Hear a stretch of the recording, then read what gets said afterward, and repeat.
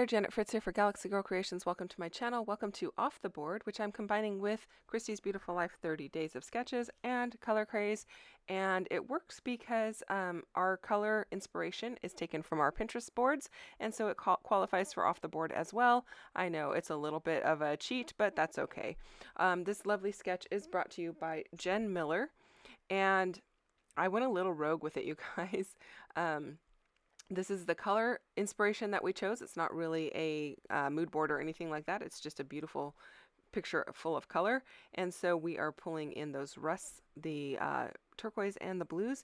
And I started off with this wood grain paper. I went a little bit rogue with those vertical and horizontal lines coming out from the photo clusters. And I turned them into some octopus tentacles.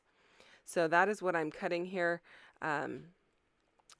If you're wondering why it didn't cut perfectly, when you cut all those little super tiny holes, sometimes the little piece that is left over, the little circular piece, gets stuck on the blade and then it doesn't cut for a couple of little, like a few moments. And so you don't get perfect cuts all the time when there's tons and tons of those little tiny dots because your blade gets a little bit hindered by picking up one of those. So I could have probably cleaned my blade and then run it through on a round 2, but I wasn't super worried about it, and I don't even care that all of the holes are punched out because this is mixed media and it doesn't have to be perfect, you know? I don't think anyone's going to actually notice. So I've got all of these little tentacles from Creative Fabrica. I will put a link down below for those in case you are interested in picking up a cut file with a lot of little tentacles. It's actually 2 different files together. I'm using some Distress Mica Stain in Burning Ember, and this is the stuff, I don't know if I mentioned in the last one, the first time I used it, it came off on my hands even after the paper was dry, but I already had opened it and it's not like I can return it once it's opened. So what I did was I added some craft tacky glue from Tonic Studios to it, shook it up, and now it's not coming off. So I don't know if that's going to end up clogging the spritzer or not, but I wouldn't be using it again anyway if it keeps coming off. So I figured, what the heck, I might as well give it a try and see what happens.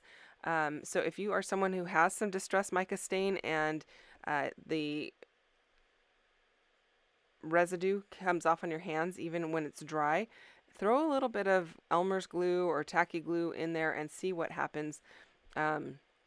Shake it up really well and see if that resolves the problem, especially if it's something that you're not going to use again if it continues to do that. So I was pretty happy with that little fix. And then I also used some Dylusions Shimmer Spray in London Blue to just give a little bit of a blue, some blue, hints of blue to the tentacles as well.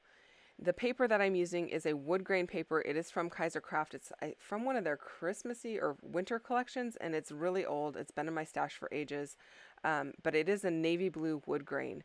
So I thought that worked well. I was going to use the one that's behind it that has the brickwork, but it was a little bit too busy. So I went with something a little more subtle, with a subtle pattern, and I'm really liking the way that it looks. I have 3 photos here that are perfect for this layout, and the photos are of some displays at the Monterey Bay Aquarium. They are very steampunk looking displays. They talk about the effect that man is basically having on the ocean by, you know, dumping trash or whatever in the ocean. So I thought they were really cool displays, especially for the creativity that was put into the display. Not so much just the message, but I thought that the creativity of the items in the display was really cool. So I do have this 6x6 piece of paper that looks like some corrugated rusted metal. I'm going to back my photos with that, but I am trying to figure out how to get enough paper to back all of the photos just so that I have it around each one. And then, so what I end up doing is I cut out the single photo from behind the 2 photos basically gutting it, but I'm gutting it before I do the others because I wasn't exactly sure where to cut it. So I thought that worked out just fine. A little bit of, you know, figuring it out there. And I don't even mind that there's a cut in the paper because once it's all glued down, you're not going to see that cut. And I like the way that that is looking. Now on the sketch, there is no place for the title. So my title's going to go smack in the middle, and my apologies that you don't get to see the title being made or being put down. I made it on my silhouette, and I did not, for some reason, remember to turn on my camera, so I don't even have a video of me pulling it off the mat or coloring it up. But basically what I did was I cut it on my silhouette. The title is going to be Steampunk Aquarium Displays. And then I used a paintbrush dipped into one of the Dylusions sprays. I believe I used the Calypso Teal or the Vibrant Turquoise. I might have used a little bit of both, actually. And I just wiped it on to the cut file.